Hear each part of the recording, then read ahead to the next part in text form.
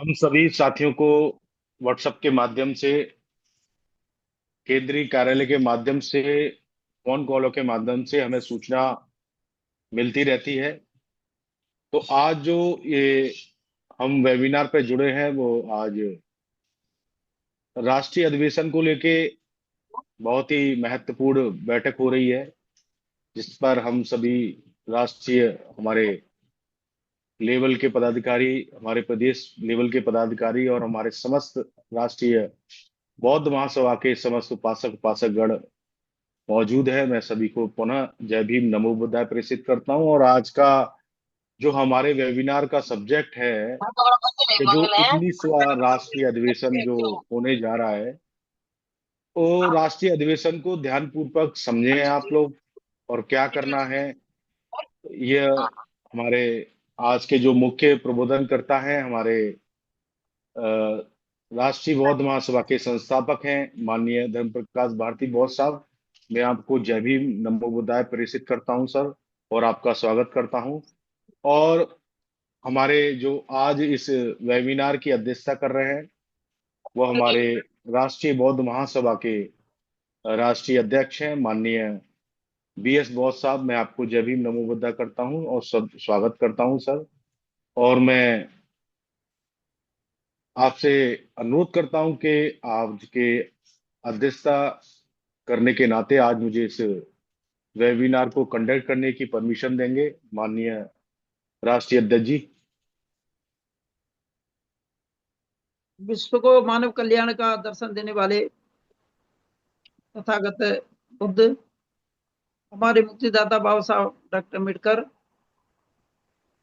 सभी बहुजन महापुरुषों को नमन वंदन करता हूं। हमें निरंतर मार्गदर्शन देने वाले आज के प्रबोधनकार और हमारे संस्थापक माननीय भारती साहब और हमारे सभी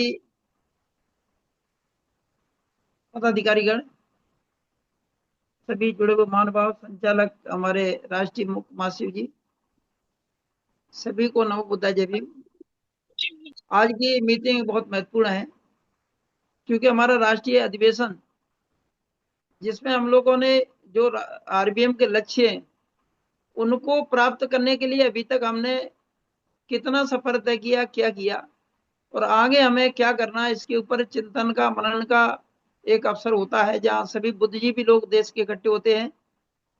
और सभी को मालूम है 12 से 14 अक्टूबर तक होना है और केंद्रीय कार्यालय के भवन में होना है, जहां उसके बारे में हमारे मार्गदर्शक और प्रबोधनकार हमारे माननीय संस्थापक जी हमें बताएंगे हमें किस तरह से सहभागिता करना है, किस तरह से हमारी भूमिका क्या रहेगी। तो सभी से निवेदन है, अनुरोध है कि ध्यान पूर्वक इसको श्रवण करने का कष्ट करें। तो मैं यही अपनी बात समाप्त करता हूँ। सभी को पुनः नमो बुद्धाय जय भीम। बहुत बहुत धन्यवाद, बहुत बहुत आभार माननीय संस्थापक महोदय जी, आपने अ, मुझे परमिशन दी। और जैसा हम सभी साथी जानते हैं कि जो जो आज की जो वेबिनार में हम सभी साथी नए जुड़े हैं, मैं उनका बहुत बहुत आभार व्यक्त करता हूं। और जो साथी पहली बार जुड़े हैं तो मैं उनसे आग्रह करता हूं कि वो अपना मोबाइल नंबर, राज्य का नाम, जिले का नाम चैट बॉक्स में छोड़ देंगे, जिससे हमारे कार्यालय से आपको हमारे राष्ट्रीय बौद्ध महासभा के जो व्हाट्सएप ग्रुप होता है उसमें ऐड कर दिया जाएगा और जो भी हमारी जानकारी है आगे देते रहेंगे। तो जो जो बैठक है जो हमारी आज की, जो ये कतई ना समझे कि ये एक बातचीत करने का अवसर है, अवसर नहीं है, बल्कि हमारे ये जो मिशन और संघर्ष है हम्म। उसको जगाने का इधर चौधरी लगा। एक क्षण है। तो हम सभी बड़े ही, मैं मानता हूं, सौभाग्यशाली के हमारे आरबीएम के संस्थापक माननीय धर्म प्रकाश भारती जी के जो राष्ट्रीय अधिवेशन होगा उस पर अपने विचार रखेंगे। और हम सभी पदाधिकारियों और सदस्यों को क्या करना है इस पर आज हमें सुनने को मिलेगा, चूंकि उनका पूरा जो जीवन संघर्ष है वो संगठन के ही प्रति समर्पित है। तो मैं सभी अपने आज के वेबिनार में जुड़े हुए साथियों से आग्रह करूंगा कि वो उनका हर एक शब्द आंदोलन आंदोलन को दिशा और उद्देश्य छुपे रहते हैं, तो उनको बारीकी से समझें, नोट करें उनको। तो मैं ज्यादा वक्त ना लेते हुए आरबीएम के हमारे संस्थापक, पूर्व विधायक माननीय धर्म प्रकाश भारती बॉस साहब को मैं आग्रह करता हूं, आप आए और आज के विषय पर आप अपने मुख्य प्रबोधन रखें, माननीय संस्थापक महोदय जी। ठीक। जी गौतम साहब, मेरी आवाज आ रही है? ये आ रही है सर, आ रही है, अच्छी आ रही है। महाकारुणिक तथागत गौतम बुद्ध, बोधिसत्व परम पूजनीय बाबा साहब डॉक्टर अम्बेडकर जी, बहुजन समाज में जन्मे सभी संत गुरुओं को नमन करते हुए राष्ट्रीय बौद्ध महासभा के जिम्मेदार साथियों की बैठक की अध्यक्षता कर रहे हमारे राष्ट्रीय अध्यक्ष आदरणीय वीएस बौद्ध साहब, देश भर से सभी हमारे राष्ट्रीय कमेटी के पदाधिकारी, ट्रस्ट परिषद के सदस्य, प्रदेशों के हमारे जिम्मेदार पदाधिकारी साथी, सभी को मेरा सादर नमो बुद्धाय, जय भीम। साथियों, आज मैं तो अभी एक प्रोग्राम में आया हुआ हूं और ये मीटिंग हमको इसलिए आज रखनी पड़ी, इसका कोई मतलब नहीं था, क्योंकि पिछले सप्ताह बड़े विस्तार से समझा दिया गया था कि हमको क्या करना है और कैसे करना है। लेकिन इसके बावजूद भी हमारे कुछ साथी कंफ्यूज थे, समझ नहीं पा रहे थे और अलग अलग से बातें बता रहे थे। तो फिर हमने अध्यक्ष जी से बात की, मैंने कहा एक घंटे का सेशन हम लोग इतवार को और लगा लेते हैं और उसको स्पष्ट रूप से हम समझें। तो स्पष्ट रूप से जो समझना है वो ये समझना है कि हमारे पास दो प्रोग्राम है। एक इवेंट है महोत्सव, धम्म का प्रचार प्रसार करने का बड़ा अवसर, गांव गली मोहल्ला शहर बस्ती सभी में पंचशील के झंडे, वाहन रैली, विश्व धम्म शांति यात्रा, बौद्ध सम्मेलन, संगोष्ठी, विचार गोष्ठी, इस प्रकार का एक ही दिन, संपूर्ण भारत में एक ही दिन हमें प्राचीन काल के भारत को दोबारा से निर्माण करना है। अशोक सम्राट के समय का जो भारत था, बुद्धा शासन का जो भारत था और जिसकी कल्पना मतलब संकल्प पूजनीय बाबा साहब डॉक्टर अम्बेडकर जी ने लिया था, फिर बुद्ध भारत और बौद्धमय भारत, जिसकी बहुत बड़ी तमन्ना महामानव मान्यवर काशीराम साहब के भी मन में थी। तो उसको हमें अशोका धम्म विजयदशमी 2 अक्टूबर को पूरे देश भर में बड़े जोर शोर से मनाना है। जिला लेवल पे आप करिए, तहसील लेवल पे करिए, ब्लॉक लेवल पर करिए, जहां जहां कर सकते हैं, जैसे कर सकते हैं, संभाग लेवल पे कर सकते हैं तो संभाग लेवल पे करिए। तो ये सब करने के लिए उस दिन पिछले सप्ताह सभी को प्लानिंग बताई गई थी और काम बताया गया था। राष्ट्रीय अध्यक्ष जी के द्वारा प्रारूप भी दे दिए गए कि भाई आपको जो परमिशन लेनी है उस किस्म में इस तरह से आपको लेटर बनाना होगा।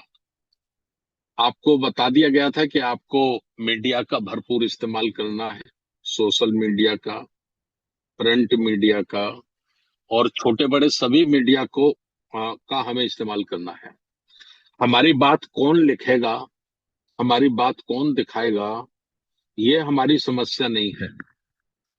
हमारी समस्या है कि हमें हमारा कार्यक्रम, हमें हमारा प्रोग्राम प्रिंट मीडिया को, चाहे वो छोटा हो बड़ा हो, सभी को हमें प्रेस नोट देनी है, सभी में हमें प्रचार प्रसार करना है।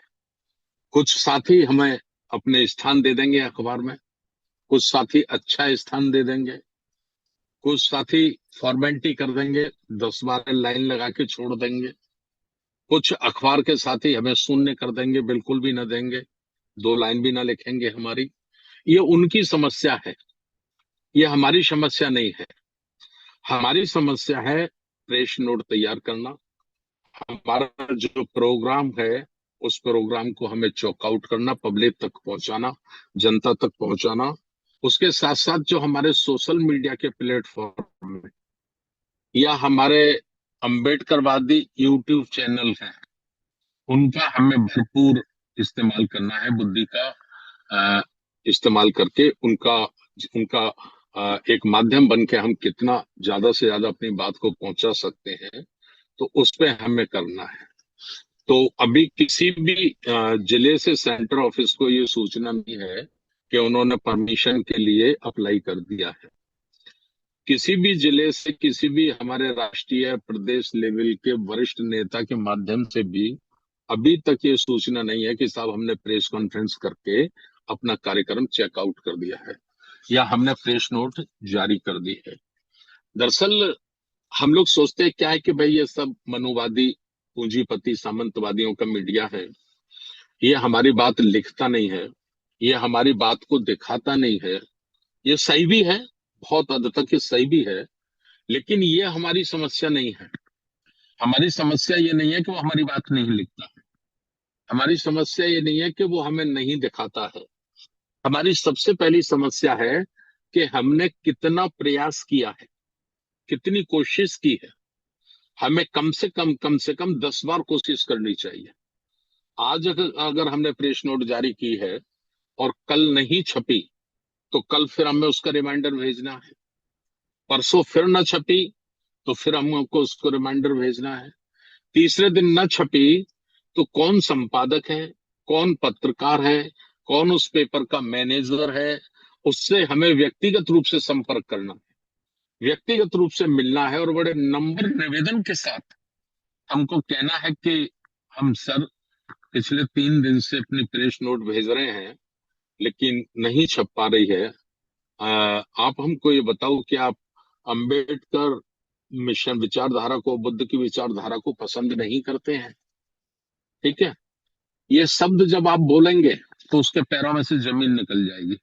ठीक है, क्योंकि 90% उपभोक्ता हम ही हैं, जिससे उनका टैरिफ बनता है, जिससे उनको विज्ञापन पे करोड़ों रुपए मिलते हैं। तो उनको डर लगता है कि भाई कहीं ऐसी भाषा, जो भाषा इन्होंने मुझसे इस्तेमाल की है, अगर ये भाषा समाज के बीच में बोलने लग जाएंगे तो हमारा तो अखबार ही पिट जाएगा, हमारा तो सर्कुलेशन ही घट जाएगा। ठीक है ना। और कहना नंबर निवेदन से है, और वो देखो आपको तुरंत जवाब देंगे, नहीं नहीं ऐसा नहीं है ना, हमारे लिए सारे संगठन समान रूप से हैं, हम सबका सम्मान करते हैं। तो आपको कहना होगा सम्मान करते तो साहब हमें भी थोड़ा सा स्थान दे दीजिए आप अपने अखबार में। हम आपके अखबार के पाठक हैं या हम आपके टीवी चैनल को देखते हैं, है ना। इस किस्म से हमें कोशिश करनी है। इसको मैं कहता हूं लीडरशिप डेवलप करना, नेतृत्व कर्ता पैदा करना, नेतृत्व की भावना पैदा करना, नेतृत्व के गुण पैदा करना। और ये भारत का पहला संगठन है, राष्ट्रीय बौद्ध महासभा आरबीएम, जो ग्रास रूट से लेकर हाई राष्ट्रीय लेवल तक अ, एक लीडरशिप क्वालिटी डेवलप करने के लिए काम कर रहा है ना, इतनी स्वतंत्रता के साथ, है ना। तो आप लोग नहीं इस गहराई को समझ पा रहे हैं, इस गंभीरता को आप नहीं समझ पा रहे हैं। बाकी दूसरे संगठनों में तो 8-10 लोगों की टीम होती है और वो टीम किसी को उभरने ही नहीं देती, वो किसी को किसी में लीडरशिप क्वालिटी डेवलप होने ही नहीं देती। और उसके पलट आरबीएम में राष्ट्रीय बौद्ध महासभा है, जो एज ए अंडर प्रेशर हर बार आपको निवेदन के साथ, अनुशासन के साथ, आदेश के साथ कह रही है कि भाई आप ये काम करिए, आप लीडर बनिए। हमारे जितने भी राष्ट्रीय लेवल के पदाधिकारी हैं, हमारे ट्रस्ट परिषद के सदस्य हैं, हमारे उत्तर प्रदेश के पदाधिकारी हैं, हमारे मंडल और जिले के पदाधिकारी हैं, वो अपने सीनियर पदाधिकारी से विचार विमर्श करने के बाद और उनको प्रेस नोट चेक कराने के बाद, तो और उनके दिशा निर्देशन में रह के, तो फिर वो प्रेस वार्ता करें, प्रेस नोट जारी करें। लेकिन हम लोग नहीं कर पा रहे हैं, है ना। तो ये जो हमारा भेजा है, इसको खोलिए, अपार शक्तियां हैं इसके अंदर। अपार ज्ञान है, कोई था नहीं उसकी, कोई सीमा नहीं उसकी, उसको खोलिए, खोलिए, उसका इस्तेमाल करिए, ये समझाना है। ठीक है, तो ये हमारा इवेंट है, अशोका विजयदशमी, परम पूजनीय बाबा साहब डॉक्टर अंबेडकर जी के 70वें धम्म दीक्षा दिवस के शुभ अवसर पर। ठीक है, हमें 10 करोड़ से ज्यादा पंचशील के झंडे पूरे देश में लगाने हैं, है ना। कोई घर, कोई शहर, कोई नगर नहीं बचे जिसमें पंचशील का झंडा न लगे। शांति यात्रा रैली, ये सारी चीजें हमें करना है। जिस भी संसाधन का हम इस्तेमाल कर सकते हैं, पर्चा, पोस्टर, होर्डिंग्स, वॉल पेंटिंग, ज्यादा से ज्यादा उस सब का इस्तेमाल करके हमको धूम मचा देनी है, धूम मचा देनी है। ठीक है, क्योंकि आरएसएस की स्थापना का 100वां दिवस है, और वो इतना हुड्डंग करेंगे, इतना जबरदस्त प्रचार करेंगे कि वो पूरी दुनिया को ये दिखाने की कोशिश करेंगे कि केवल और केवल भारत में ब्राह्मणवादी व्यवस्था के हिंदू लोग रहते हैं, दूसरा कोई रहता ही नहीं, है ना। उनका संसाधन भी है, सारा मीडिया सारा उनके कब्जे में है। तो वो ऐसा करेंगे तो उसको एक तरफा मत होने दीजिए, वन साइडेड मत होने दीजिए। बाबा साहब डॉक्टर अंबेडकर के अनुयायियों की ये ड्यूटी है, बुद्ध के अनुयायियों की ये ड्यूटी है कि हम उसको काउंटर करें, हम उसको पूरी दुनिया को ये बताएं कि ये जो विजयदशमी है, ये अशोक के धम्म की विजयदशमी है। आज से 261 ईसा से 261 पूर्व कलिंग के युद्ध से दुखित होकर अशोक सम्राट ने आज के ही दिन महाकारुणिक तथागत गौतम बुद्ध के धम्म को स्वीकार किया था, और उसकी खुशी में ये अशोका विजयदशमी मनाना पूरे देश में, पूरे संसार में शुरू हुई थी। ठीक है ना। हमें ये पक्ष पब्लिक तक ले जाना है, भारत के 140 करोड़ लोगों तक ले जाना है। वो ये पक्ष ले जाते हैं कि भाई राम ने रावण को मारा था, है ना। इसमें मूल रूप से दो भावनाएं उभर के आ रही है। एक भावना ये आ रही है कि रावण ने राम को मारा था, यानी हिंसा की थी, हिंसा, हिंसा की थी। ठीक है, ये प्रचार कर रहे हैं, वो इस किस्म का प्रचार कर रहे हैं। दूसरी ओर सत्य इतिहास ये है, सत्य इतिहास ये है कि आज के ही दिन अशोक सम्राट ने हिंसा को त्याग दिया था। उन्होंने अपने सारे हथियार एक यमुना में बह दिए थे। उन्होंने शपथ ले ली थी कि आज के बाद मैं कोई अस्त्र शस्त्र नहीं उठाऊंगा। तो हिंसा का त्याग किया गया था, और अहिंसक धम्म, बुद्ध का धम्म, मानव कल्याणकारी धम्म का प्रचार प्रसार करने का अशोक सम्राट ने संकल्प लिया था। तो ये दो भाव, ये दो विचारधारा भारत में है। एक विचारधारा हजारों वर्षों से एक बात को थोपे जा रही है, थोपे जा रही है, थोपे जा रही है, रामलीला के माध्यम से, दूसरे माध्यम से, दूसरे कल्चरल प्रोग्रामों के माध्यम से।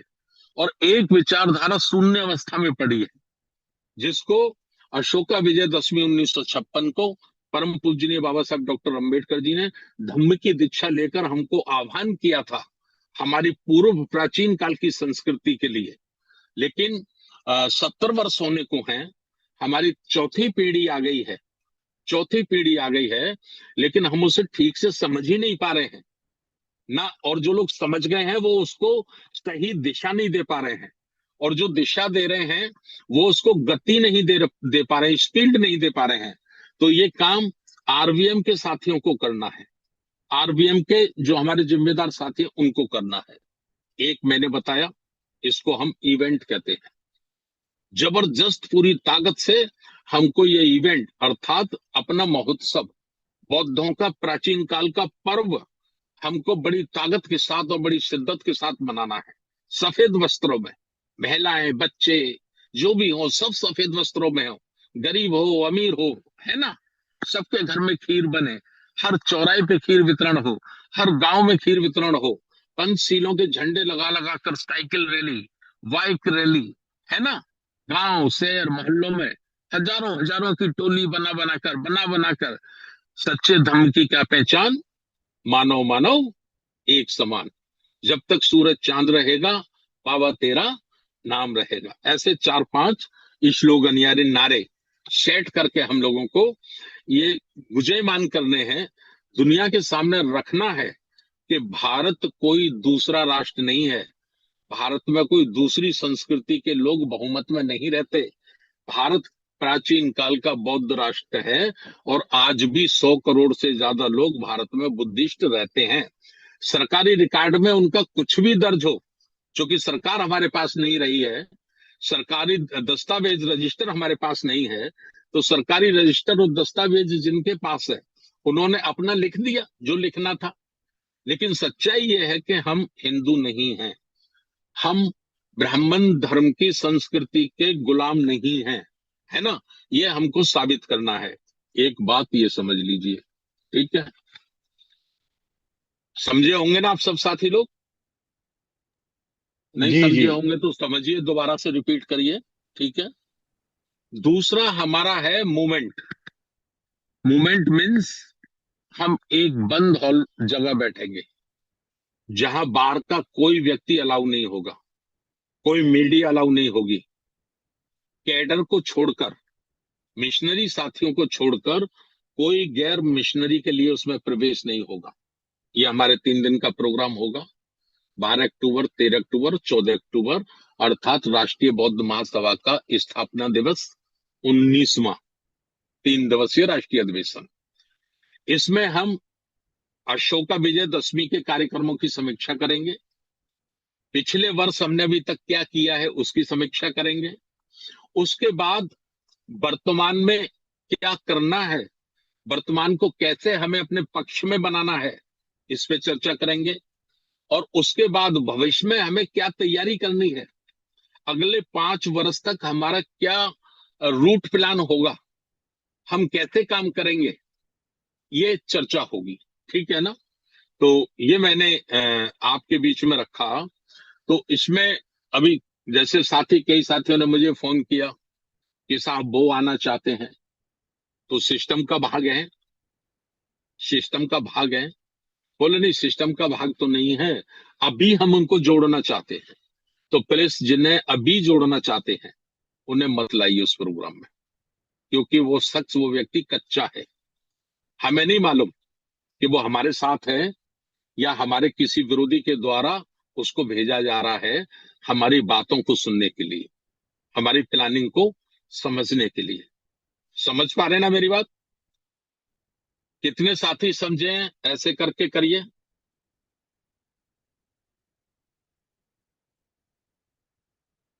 तो हमें उसमें कच्चे साथियों को नहीं लाना है, ठीक है। अध्यक्ष जी आपसे बात कर लेंगे, उसमें जिनको अनिवार्य रूप से आना है उनको आप लोग समझ लीजिए। अनिवार्य रूप से आना है राष्ट्रीय बौद्ध महासभा ट्रस्ट परिषद के समस्त सदस्यों को, ठीक है। राष्ट्रीय पदाधिकारी, समस्त पदाधिकारियों को, जितने भी हैं, अध्यक्ष, उपाध्यक्ष, महासचिव, सचिव, संगठन मंत्री, कोषाध्यक्ष, उनको आना है, ठीक है। 2 ग्रेड हो गया है। तीसरा ग्रेड है प्रदेश के हमारे प्रभारी, संयोजक, अध्यक्ष, उपाध्यक्ष या प्रदेश कमेटी। प्रदेश कमेटी के जितने भी साथी हैं, कहीं 25 बनाए हैं, कहीं 15 बनाए हैं, उनको आना है, ठीक है। ये यहां तक का कैडर अनिवार्य रूप से आना है। इससे अलग जिस साथी को आप लाना चाहते हैं उसका आप अपने नेशनल कोऑर्डिनेटर, जो हमारे 3 हैं, उनके साथ चर्चा कर लीजिए। राष्ट्रीय अध्यक्ष और राष्ट्रीय उपाध्यक्ष जी से चर्चा कर लीजिए। कुछ हमारे सीनियर साथी हैं, माननीय बादल सिंह बौद्ध साहब, उनके साथ आप बैठ के चर्चा कर लीजिए। और चर्चा के उपरांत क्या उनका लाना हितकर है, मूवमेंट के हित में है, तो प्लीज लाइए, वरना केवल उनको ये दिखाने मत लाइए कि देखिए हमारा अधिवेशन होता है ना। उत्सव नहीं है वो, गंभीर विषय पर डिस्कशन होगा 3 दिन तक, गंभीर शब्दों पर चर्चा होगी पूरे 3 दिन तक। तो ये उसको आपको उसमें रहना है, ठीक है। दूसरा, कुछ साथियों ने कहा कि सर 10,000 रुपए ज्यादा हो जाएगा, है ना। 10,000 रुपये ज्यादा हो जाएगा। तो मैंने उन साथियों को बताया, मैं सार्वजनिक रूप से आपको इसलिए बता रहा हूं कि सबको मैं व्यक्तिगत रूप से नहीं बता पाऊंगा, इतना समय मेरे पास नहीं है। ये 10,000 रुपये आपको पॉकेट से नहीं देने हैं, अपनी जेब से नहीं देने हैं। आपको राष्ट्रीय बौद्ध महासभा का सदस्यता अभियान चलाना है, और आपको 100 सदस्य कम से कम बनाने हैं। 100 से ज्यादा बनाओ, 150 बनाओ, 200 बनाओ, 500 बनाओ, जो कि देखे किसी भी संगठन की सदस्यता होनी चाहिए। कल हमसे कोई सरकारी संस्था नोटिस देकर ये पूछ ले कि आप बताइए आपके राष्ट्रीय बौद्ध महासभा के कितने सदस्य हैं भारत में, और आप इतने बड़े बड़े प्रोग्राम करते हैं, इस पे खर्च कहां से आता है ना? कि आपको कोई विदेशी संस्था तो नहीं फंडिंग कर रही, कहीं आप विदेशों के किसी आतंकवादी संगठन के हाथों तो नहीं खेल रहे? तो क्या जवाब होगा हमारे पास? क्या जवाब होगा बताइए? हेडलाइन हो गए आप। राष्ट्रीय बौद्ध महासभा भारत सरकार की हेडलाइन पे दर्ज हो गई है। सेंट्रल गवर्नमेंट और स्टेट गवर्नमेंट आपका संज्ञान ले रही हैं। आपके सारे कार्यक्रम, आपकी सारी मीटिंगें सरकारी रिकॉर्ड में दर्ज हो रही हैं अब, एलआईयू में, गुप्तचर एजेंसियों में। बात समझ लीजिए आप। बहुत बड़े ताकतवर शक्तिशाली लोगों से आपका संघर्ष है। तो हमारे पास मेंबरशिप का रिकॉर्ड भी होना चाहिए कि भाई हमारे 5,000 मेंबर हैं, या हमारे 10,000 मेंबर हैं, या हमारे 25,000 मेंबर हैं। वो हमको 100 रुपए मेंबरशिप देते हैं। उस मेंबरशिप से हमारे ट्रस्टी सदस्य हमको 1,1,000 रुपए देते हैं। वो 1,1,000 रुपए महीने देते हैं। उससे हम अपना मूवमेंट चला रहे हैं। हम किसी के हाथों के खिलौना नहीं है। हम किसी के अनुदान पे या किसी के आशीर्वाद पे अपना संगठन, अपना मूवमेंट नहीं चला रहे हैं। समझ पा रहे हैं आप? तो इसलिए सदस्यता आप लोगों को करनी है। ठीक, एक पॉइंट ये समझ लीजिए। दूसरा ये समझ लीजिए कि हमारा जो राष्ट्रीय बौद्ध महासभा का खाता है, उसमें 8 लाख रुपया बैलेंस था। अब धीरे घटते घटते घटते घटते 40,000 बैलेंस रह गया उसमें बस, है ना? 1 लाख रुपए करीब महीने पे सेंटर ऑफिस का खर्च है ना? तो हमने ये सोचा कि भाई ये जो 100 मेंबर बनाएंगे साथी लोग, कम से कम 100 मेंबर बनाएंगे, उसकी मेंबरशिप आ जाएगी हमारे पास 10,000 रुपए के हिसाब से। तो 50% पैसा प्रोग्राम में खर्च हो जाएगा। 50% पैसा प्रोग्राम में खर्च हो जाएगा, और 50% पैसा हमारी फंडिंग हो जाएगी, सेंटर ऑफिस में फंडिंग हो जाएगी। तो ये रोज रोज का जो लगा रहता है, जो 4-5 लोग बैठे हैं, मुकेश गौतम, शशि शशि बौद्ध, नरेंद्र बौद्ध या राहुल बौद्ध, ये सब लोग जो बैठे हैं, इनका पूरा महीना इसी में चला जाता है कि सर पैसे डाल दीजिए, सर पैसे डाल दीजिए, सर पैसे डाल दीजिए, सर पैसे डाल दीजिए। समझ पा रहे कि नहीं? अभी हमारे लोग इतने एक्टिव नहीं हुए। उन्हें कई बार कहा गया है कि मंथ की 5 तारीख से पहले तक आप सुते 1,000 रुपए का धमदान करते हैं, तो सुते कर दीजिए, है ना? अभी मैं नाम नहीं लेना चाहता। कई बहुत बड़े जिम्मेदार आदमियों को 3-3, 4-4 महीने हो गए हैं, नहीं किया उन्होंने दमदान। उनको सेंटर ऑफिस से फोन किया जाता है तो वो कहते हैं सर इकट्ठा कर देंगे, हम इकट्ठा कर देंगे। भाई इकट्ठा करने की जरूरत नहीं है, जबकि आपको ऑप्शन दिया गया है कि आपके पास पैसा नहीं है तो मेंटेनेंस कूपन ले लीजिए। मेंटेनेंस कूपन, सेंटर ऑफिस का मेंटेनेंस कूपन है, उससे आप अपने दो साथियों से 500-500 रुपए ले लीजिए और 1,000 रुपए डाल दीजिए। ठीक है? तो हमने ऐसा सोचा कि भाई ये जो पैसा मिलेगा, इस पैसे से कुछ फंडिंग हो जाएगी। कभी कोई साहित्य छपाना है, कभी कुछ और काम करना है, तो इस तरह के काम। ठीक है, गुड मॉर्निंग, गुड मॉर्निंग। तो इस तरह के काम हम लोगों को करने हैं। ठीक है ना? तो इसलिए ऐसा प्लान बनाया गया है। लेकिन हमारे कुछ साथी प्लान को फॉलोअप कैसे किया जाए, उसको 100% कैसे अंजाम दिया जाए, इस पे कम दिमाग लगाते हैं, गुणा भाग पे ज्यादा दिमाग लगाते हैं। गुणा भाग पे कि 10,000 क्यों मांगे जा रहे हैं, सेंटर ऑफिस में 10,000 कहां से खर्च होंगे, कैसे खर्च होंगे, है ना? समझ रहे कि नहीं? तो ये सारी बातें हैं, इसको अपने दिमाग का इस्तेमाल करिए फॉलोअप करने पे, उसको पूरा करने पे अपने दिमाग का इस्तेमाल करिए। सेंटर ऑफिस से राष्ट्रीय नेतृत्व के द्वारा जो कोई आपको आदेश मिलता है या कुछ कहा जाता है तो बड़ा सोच समझ के वो निर्णय लिए जाते हैं, है ना? ठीक है ना?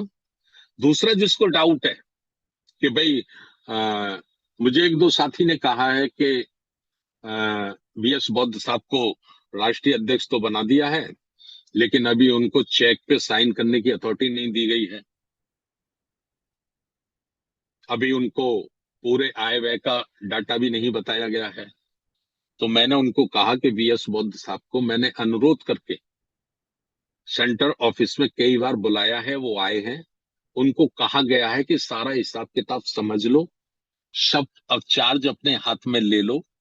बादल सिंह बौद्ध साहब को समय समय पर ये बात हम लोग कहते रहे हैं, हर कार्यक्रम का आय व्यय का उनको डाटा भेजा गया है कि भाई इसको ऑडिट कर लो, जो भूल चूक हो उसको निकाल लो।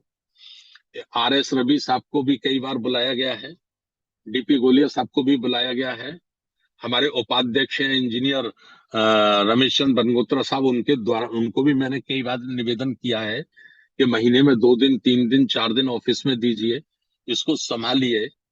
अब सारा झाड़ू से लेके जहाज तक का सारा वर्डन है वो एक आदमी के ऊपर डाल रखा है, सिर्फ मेरे ऊपर डाल रखा है ना? और अभी तक के इतिहास में जितने प्रोग्राम हुए हैं, लुम्बिनी का एक प्रोग्राम है जिसमें 4.5 लाख रुपए बचे थे, दिल्ली का प्रोग्राम है जिसमें बराबर आय व्यय लगभग बराबर थी, 70-80 हजार रुपए बचे थे 26 नवंबर का। बाकी जितने भी प्रोग्राम हुए उसका इतिहास है कि 2 लाख, 2.5 लाख, 3 लाख, 4 लाख, 2 लाख, 2.5 लाख, 3 लाख धर्म प्रकाश भारती ने अपनी जेब से दिए। समझ रहे कि नहीं? तो मैं नहीं चाहता कि मैंने जब पवित्र भावना से काम किया है, पवित्र मन से काम किया है, तो मेरे ऊपर कोई उंगली उठाए। तो बैठिए, उसको एडिट करिए, चार्ज पूरा लीजिए, ऑफिस कहीं स्थापित करिए, करिए ना। और कहने वालों का योगदान क्या है मालूम है? जिस व्यक्ति ने मुझे ये बात कही, 1 रुपया उसने आज तक सेंटर ऑफिस को नहीं दिया, 1 रुपया आज तक उसने कभी स्टेट कमेटी को नहीं दिया, और कभी उसने सेंटर और स्टेट के ऑर्डर को फॉलो नहीं किया है, कभी नहीं किया। समझ रहे कि नहीं? लेकिन एलिगेशन लगा दिया उसने सीधा मेरे ऊपर। मैंने उसको कहा तुम्हारे मध्य प्रदेश में मैं लंबे समय तक प्रभारी रहा हूं, और उस समय प्रभारी रहा हूं जब बहुजन समाज पार्टी बहुत ताकतवर थी, नोटों की ब्रीफ केस भर भर के कोऑर्डिनेटरों के प्रभारियों के पीछे लोग घूमते थे। उस वक्त प्रभारी था मैं, 2007 से 2013 तक। यानी बताओ मध्य प्रदेश में कोई एक बंदा, चैलेंज कर रहा हूं मैं उसको, एक बंदा उंगली करके बता दे कि धर्म प्रकाश भारती ने किसी से 100 रुपए लिए, 1 रुपया लिया। धर्म प्रकाश भारती ने कभी अपनी गाड़ी में तेल डलाया, पेट्रोल डलाया? धर्म प्रकाश भारती ने कभी किसी से होटल मांगा? धर्म प्रकाश भारती ने कभी चिकन मटन मुर्गा मांगा खाने में? चैलेंज करके कह रहा हूं मैं। मैंने बोला उस आदमी को, बोले नहीं सर, ऐसा लोग आपसे डरते हैं, आपको ऐसा बोलते नहीं हैं, लेकिन आपके बारे में ऐसी चर्चा होती है, ऐसी चर्चा करते हैं। मैंने कहा नाम बताओ कौन कौन करते हैं? कि सर नाम नहीं बताऊंगा मैं। तो मैंने कहा चलो तुम अपना हिसाब बता दो, तुम्हारा योगदान क्या है आज तक, सिवाय सलाह देने के, सिवाय सुझाव देने के, सिवाय भाषण देने के? मैंने कहा मैंने पूरा रजिस्टर चेक किया है तुम्हारा, हर महीने करता हूं मैं सबका रजिस्टर चेक। 5-6 बार मैंने तुम्हें कहा 50,000 रुपया तुमको सरकार से तनख्वाह मिलती है। मैंने उनको कहा आप बाबा साहब का कोटेशन पेश करते हो हर वक्त, बाबा साहब ने कहा था अपनी इनकम का 5% आप मिशन पे खर्च करना। 50,000 आपको तनख्वाह मिलती है, 2,500 रुपये महीने होता है। मैंने तो आपको 1,000 रुपये महीने के लिए कहा, व्यक्तिगत रूप से मैंने कई बार कहा, आज तक आपने नहीं दिया। बोले साहब जो सेंटर के लोग हैं तो सेंटर ऑफिस वो चलाएं। तो मैंने आपको क्या करना है कि हम तो जिले में काम करते हैं। तो मैंने कहा सलाह कहाँ देते हो, सलाह कहाँ देते हो, जिले में देते हो कि सेंटर में देते हो? कि सलाह तो सब मैं सेंटर को देता हूं। अच्छा, सलाह सेंटर को दोगे, ज्ञान सेंटर को बांटोगे, और 50,000 की तनख्वाह लेने के बाद 1,000 रुपए देने के लिए आप कहोगे कि जो सेंटर के लोग हैं वो सेंटर ऑफिस चलाएं। समझ पा रहे हो कि नहीं? तो अभी करिए अधिवेशन, अधिवेशन के बाद 2-4 लोगों का ऑपरेशन करना है, ऑपरेशन करना है। नहीं तो ये कैंसर फोड़ा हो जाएंगे आगे चल के मूवमेंट में। दीमक होती है ना, दीमक नजर नहीं आती लेकिन अंदर अंदर खोखला कर देती है सारे मूवमेंट को। तो ऐसे कैंसर फोड़े और ऐसी दीमकों को आजीवन के लिए आउट करना पड़ेगा, कान पकड़ के आउट। मैंने उनको निवेदन करके कहा, भैया मेरे पास तुम्हारा जैसा ज्ञान नहीं है, मैं तुम्हारी बराबर पढ़ा लिखा भी नहीं हूं। आपके पास बहुत बड़ा ज्ञान है, आप बहुत पढ़े लिखे हैं, आप या तो किसी और संगठन में चले जाओ या अपना संगठन खुद बना लो, है ना।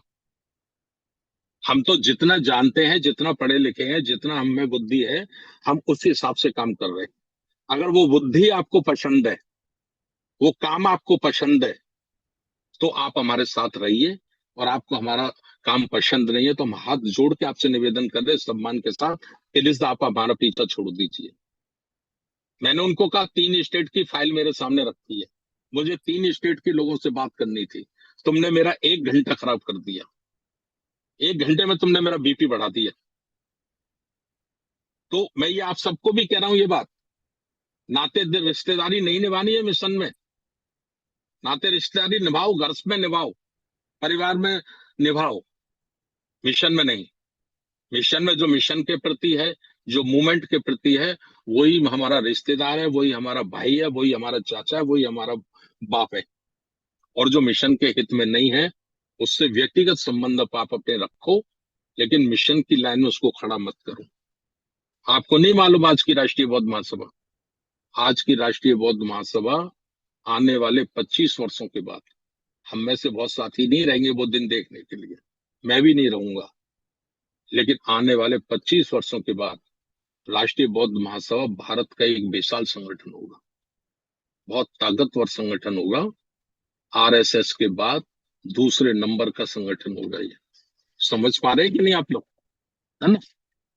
समझिए, दूर का काम हम आज के लिए काम नहीं कर रहे, हम अपनी 3 आने वाली पीढ़ियों के लिए काम कर रहे हैं, उनके लिए एक बाग और एक प्लेटफॉर्म खड़ा कर रहे हैं। समझ पा रहे हैं कि नहीं? तो दीमक मत लगने दीजिए। कैंसर का बीज अगर पड़ रहा है तो तत्काल ऑपरेशन कराइए, उसका तत्काल ऑपरेशन करिए। हमारे सारे महापुरुषों के मूवमेंट फेल हो गए, समझ पा रहे हो कि नहीं? बाबा साहब जैसे महान व्यक्ति का मूवमेंट भी लंबे समय तक नहीं चला, महामनोहर कांशीराम साहब का मूवमेंट भी आज बड़े मुश्किलों के दौर से गुजर रहा है। समझ पा रहे कि नहीं आप? छत्रपति साहू जी महाराज, महात्मा ज्योतिराव फुले, संत रविदास, संत कबीर। और उसका कारण यही था कि जो दीमक लग गई थी, जो कैंसर फोड़े उस वक्त बड़े छोटे छोटे नजर आते थे, बाबा साहब नहीं रहे, मान्यवर साहब नहीं रहे, तो वो बड़ा रूप ले गए, बड़ा भारी नुकसान समाज का हुआ है। सबक लो उससे। तो ये मैंने आपको कहा है, 2 बातें मैंने रखी हैं। और 10,000 100 मेंबर बनाने की कोशिश करिए, प्रयास करिए। अगर किसी के कोई कम वगैरह रह जाते हैं तो हमारे राष्ट्रीय अध्यक्ष जी और राष्ट्रीय उपाध्यक्ष जी और हमारे तीनों कोऑर्डिनेटर, मैं उनको निवेदन कर लूंगा कि कुछ कमजोर लोग हैं तो भाई ठीक है, इनकी हेल्प कर देना, इनकी मदद कर देना। लेकिन कमजोर लोग ब्राह्मणवाद से लड़ नहीं पाएंगे। जो व्यक्ति 100 सदस्य नहीं बना सकता, 100 रुपए वाले, मुझे नहीं लगता कि वो अम्बेडकर मूवमेंट का सेनापति हो सकता है, ब्रिगेडियर हो सकता है, कर्नल हो सकता है, मुझे नहीं लगता। आपको लगता है तो प्लीज करिए।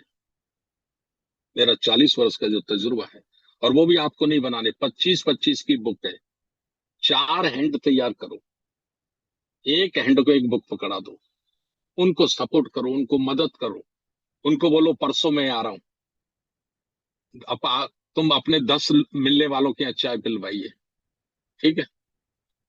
एक दिन उसके साथ लगिए, 10 लोगों के यहाँ चाय पीजिए, ठीक है? 10 लोग सदस्य बन जाएंगे, 25 ही तो बनाने हैं।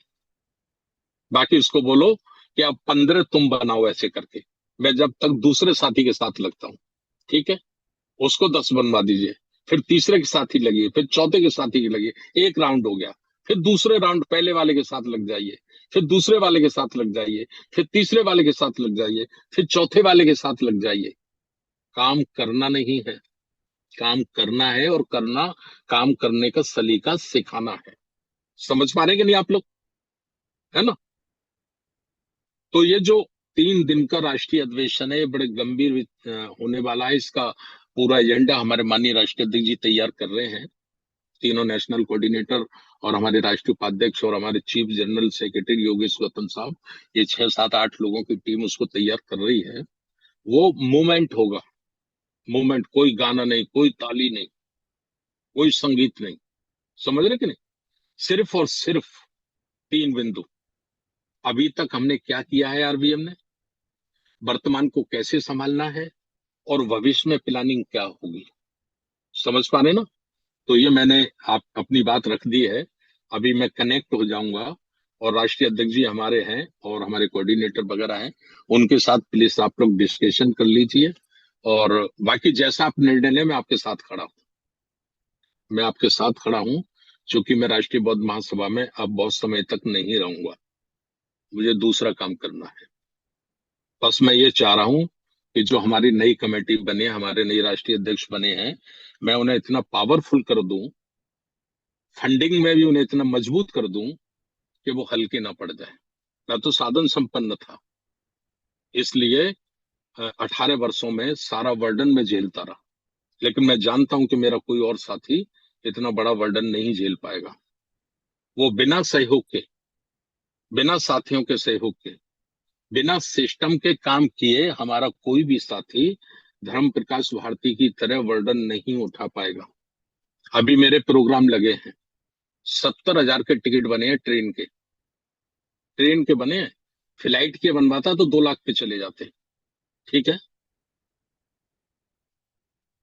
हमारे सेंटर में कम से कम सेंटर के 10 लोग पूरे देश में घूमेंगे, उनका 50,000 से लेके 1 लाख रुपए महीने का खर्चा आएगा ट्रेन की टिकटों का। स्टेट के लोग कम से कम 10 10 लोग पूरे स्टेट में घूमेंगे, 25 से लेके 50,000 रुपया उनका खर्चा आएगा घूमने में।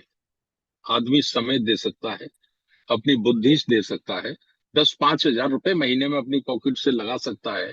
1 1 लाख 2 2 लाख 50,000 नहीं लगा सकता। तो उसका हमारा सिर्फ एक ही रास्ता है कि हम मेंबरशिप करें, मेंबरशिप के माध्यम से पैसा इकट्ठा करें, और उस पैसे को फिर हम मूवमेंट पे लगाएं, समाज को भी तैयार करें, मेंबरशिप भी बढ़ाएं, और उस पैसे से मूवमेंट की स्पीड को भी तेज करें, उसको भी हम राजधानी की स्पीड से दौड़ाना शुरू करें। ठीक है?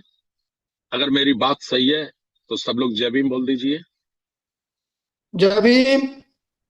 जय जय भीम, भीम। नमो जय बुद्धाय, भीम सर, जय भीम। नमो बुद्धाय। जय भीम नमो बुद्धाय। नमो बुद्धाय। जय भीम जय धन्यवाद। भीम जय भीम जय और भीम, जय भीम। जय भीम नमो नमो बुद्धाय। बुद्धाय। चलिए, जय अब भीम आप अध्यक्ष जी की बात जय सुनिए, भीम। ठीक है? गौतम जी आगे की मीटिंग चलाइए। बहुत बहुत धन्यवाद। जी जी जी जी, बहुत जय बहुत धन्यवाद, बहुत जय। बहुत साधुवाद, बहुत बहुत धन्यवाद, साधुवाद माननीय संस्थापक महोदय जी। आपके द्वारा जो जो 2 बिंदुओं पर चर्चा हुई है, हम सभी पदाधिकारियों ने बड़े ही गंभीरता पूर्वक समझा है, सुना है, और मैं आशा करता हूं कि आपके जो निर्देशन हम सभी साथियों को प्राप्त हुए हैं, वो 100% आपके निर्देशन का पालन करेंगे। आपका बहुत बहुत धन्यवाद, बहुत बहुत साधुवाद। तो मैं अब आज के हमारे वेबिनार के हमारे अध्यक्षता कर रहे राष्ट्रीय बौद्ध महासभा के राष्ट्रीय अध्यक्ष माननीय बीएस बॉस साहब से अनुरोध करता हूं, माननीय बीएस बॉस साहब आए और आज का अध्यक्षीय उद्बोधन रखेंगे। जी सर। पुनः सभी को वंदन अभिनंदन, सभी को नमो बुद्धाय जय भीम। मैं भी चूंकि आज कानपुर में कार्यक्रम है तो संक्षिप्त में अपनी बात कहना चाहूंगा, क्योंकि एक मुद्दा आया था व्यक्ति पारदर्शिता का। निश्चित तौर पे जब समाज कुछ भी सहभागिता करता है तो, और दूसरे कई संगठनों के ऐसे उदाहरण हैं कि पैसे के मामले में क्वेश्चन मार्क उन पर उठते रहते हैं। जहां तक मैंने केंद्रीय कार्यालय में देखा है, हमारे संस्थापक जी का बहुत बड़ा योगदान रहा है विभिन्न कार्यक्रमों में, विभिन्न गतिविधियों में, और काफी बड़ी राशि उनके द्वारा ये खड़ी करी गई, इसलिए इतना बड़ा ये पौधा सरवाइव करके पूरे देश में फैला हुआ है। हम उसके बहुत बहुत आभारी हैं कि समाज के द्वारा उनके द्वारा योगदान किया जा रहा है।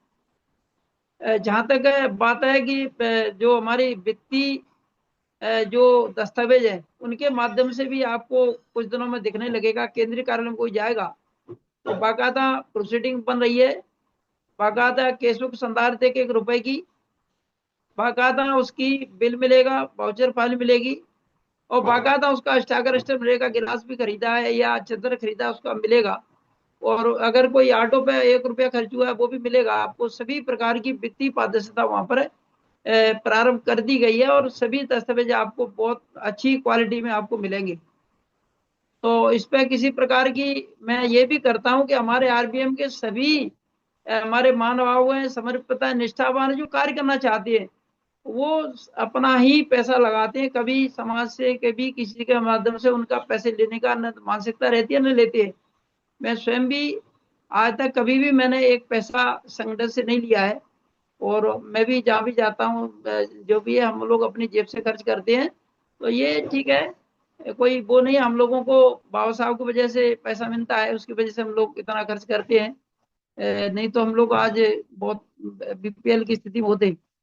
तो दूसरा, माननीय संस्थापक जी ने बताया कि जो राशि 10,000 रुपये लेना है, एक तो उसमें निष्ठावान लोग ही कम होंगे, लेकिन निष्ठावान लोग ही, समृद्ध लोग ही सहभागिता करेंगे, वही अपने विचार रख पाएंगे, वही अपना योगदान दे पाएंगे। चूंकि फाइनेंस का एक ये भी जोड़ है कि हम अगर किसी 100 रुपये लेने जाते हैं तो उससे बातचीत भी करेंगे, उससे संवाद भी करेंगे, उसके संगठन वो पूछेगा भाई क्या संगठन है, क्यों चल रहा है, कैसा है। तो उस बहाने से हमारे 100 लोगों के माध्यम से संवाद होगा, हमारे विचार पहुंचेंगे। तो इसमें निश्चित तौर पर सभी लोगों की सहभागिता मिलेगी। तो ये इस तरह का प्रोग्राम है, उसमें सभी सहभागी बने। हमारे विचार अलग हो सकते हैं, हो सकता है हमारी सोच अलग हो, कुछ भिन्न हो, बोलने हो सकती है, लेकिन हमारा एक प्रोटोकॉल होता है प्रत्येक संगठन का, गुण दोष के आधार पर पूरे विचार करके संस्थापक जी के माध्यम से या हम लोगों से विचार करके जो तय की गई है उसको सभी हम मानेंगे तो हमारे अनुशासन के लिए बेहतर रहेगा, संगठन के लिए बेहतर रहेगा। जहां तक संगठन की कार्य है, अभी आप 15 तारीख तक देख लीजिए, कम से कम 10-12 जगह प्रोग्राम लगे हुए हैं, और कहीं संस्थापक जी जा रहे हैं, कहीं हम लोग भी जा रहे हैं, और कभी हमारे सीनियर लोग जा रहे हैं, कभी राष्ट्रीय कोऑर्डिनेटर जा रहे हैं, सभी अपनी सहभागिता कर रहे हैं बिना किसी समाज से कोई एक पैसा लिए दिए। तो ये लगातार लगभग 3-4 मीटिंग, ऑनलाइन मीटिंग होती है, इसलिए हमारा संवाद होता रहे। तो संगठन निरंतर कार्य कर रहा है, सक्रिय कार्य कर रहा है, और जो समाज के लिए प्रयास कर रहा है कि हम लोग कैसे ऑनलाइन माध्यम से, ऑफलाइन माध्यम से, हमारे धरातल की मीटिंग भी लगातार हो रही है। कोई कहीं जा रहा है, आज भी वहां पर छतरपुर में मीटिंग है, मध्य प्रदेश वाले कर रहे हैं, तो सभी जगह चलता रहता है। तो ये हम सभी से आशा करते हैं कि हम लोग निष्पक्ष भाव से, निर्लिप्त भाव से, और जो संगठन का जो एजेंडा है उसको क्रियान्वित करने के लिए हम लोग निरंतर रूप से कार्य करने का कष्ट करें। 2 अक्टूबर के संबंध में सर ने बताया कि किस तरह से हमने एक बताया, सामूहिक मतलब हमें प्रचार प्रसार करना है, राष्ट्रीय पंचशील ध्वज लगाना है, वो उसमें हमारे जो इलेक्ट्रॉनिक मीडिया, प्रिंट मीडिया, उसमें हमें जारी करना है प्रेस नोट, और हमें जो फ्लैक्स लगाना है, बैनर लगाना है, ये तमाम यानी जो भी साधन होते हैं प्रचार प्रसार के दीवन, लेकिन उन सबके माध्यम से प्रचार प्रसार करना है ताकि आम आदमी इससे परिचित हो सके। दूसरा, पर्सनल स्तर पे खीरी वितरण का है, पंचशील ध्वज लगाने का है, और दूसरे इन कार्यों में सहभागिता है। जहां तक इसका प्रारूप है मैंने अभी भेज दिया है। बीच में हो सकता है किसी कारण से मिसिंग हो गया हो या नहीं पहुंचा हो, किसी पे पहुंच गया हो, तो मैंने पुनः इसको भेज दिया है। और इसको जो है आप अनुमति का और एक जो है आमंत्रण का, ये दोनों मैंने आपको अभी भी फिर पुनः आपको भेजे हैं, तो कृपया उसके माध्यम से ये करने का कष्ट करें। दूसरा जो इसका है संगोष्ठी जो होना है 2 अक्टूबर के बारे में मैंने बता दिया। इसके बारे में जो हमारी होना है, इसके लिए हम लोग अभी से चयन कर लें कि कौन कौन लोग इसमें सहभागिता करेंगे। संस्थापक जी ने उसका कैडर बता दिया, कौन कौन लोग रहेंगे, उनको तो सहभागिता करना ही है।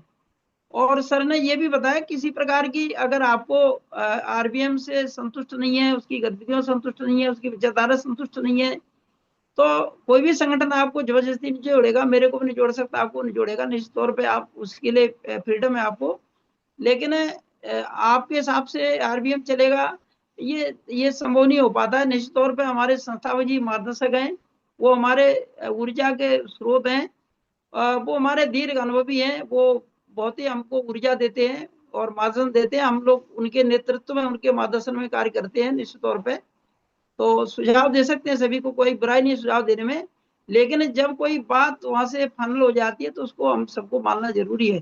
तो मेरे को भी चूंकि यहाँ कानपुर में प्रोग्राम में जाना है, तो यही अपनी बात समाप्त करता हूँ। मैं सभी से विनम्र अनुरोध करता हूँ कि हम सब एक टीम के अंग हैं। हम कोई राष्ट्रीय अध्यक्ष हो सकता है, कोई ग्राम का व्यक्ति हो सकता है, ग्राम का अध्यक्ष हो सकता है, सदस्य हो सकता है, लेकिन हम सब बराबर हैं, टीम के अंग हैं। सब लोग मिलके इस कार्य को करेंगे। तो सिद्धनाथ चौहान साहब भी शायद वहां जा रहे हैं, उज्जैन में उनकी मीटिंग है, तो हमारे सब लोग लगे हुए हैं, धरातल पे सब लोग कार्य कर रहे हैं और बहुत आंदोलन हमारा बढ़ रहा है। तो इस जो है जो आंदोलन है इसमें सभी सहभागिता करें। जो मनुवाद हमारे ऊपर जो जाल फैला रहा है, किस तरह से हम लोगों को उसको कैसे हम काटें और कैसे अपनी विचारधारा को बढ़ाने का प्रयास करें, उसके लिए कृपया सभी का सहयोग रहेगा, अच्छा रहेगा। सभी आप जुड़े, आपको सभी को आभार, सभी को धन्यवाद। सभी को सभी प्रकार से हम सब मिलकर टीम वर्क से कार्य करते रहें। सभी को नमो बुद्धाय, जय भीम। बहुत बहुत धन्यवाद, बहुत बहुत साधुवाद माननीय राष्ट्रीय अध्यक्ष जी। तो हम सभी साथियों ने आज की इस गंभीर वेबिनार में अपना समय दिया, सभी का बहुत बहुत आभार और धन्यवाद प्रेषित करते हुए मैं सभी साथियों से अनुरोध करता हूं कि हम सभ्य सत्ता के माध्यम से आज इस वेबिनार का समापन करेंगे। तो सभी साथी जो सभ्य सत्ता में भाग लेना चाहते हैं वो अपना माइक ओपन कर सकते हैं और सभी साथी सभ्य सत्ता करेंगे। हाथ जोड़ लें सभी साथी, मन को शांत कर लें। सभ्य सत्ता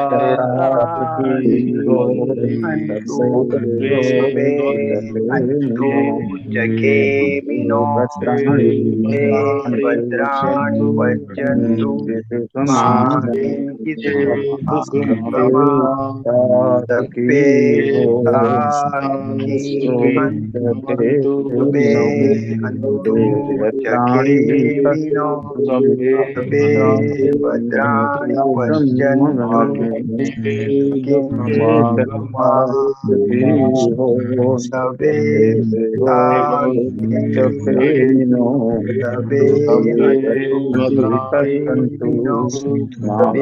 भद्राणि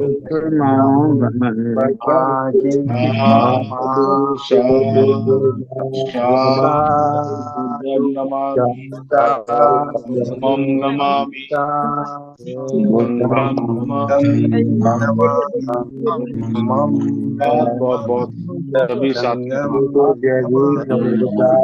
मंगल हो, सबका मंगल हो। जय भीम, नमो बुद्धाय।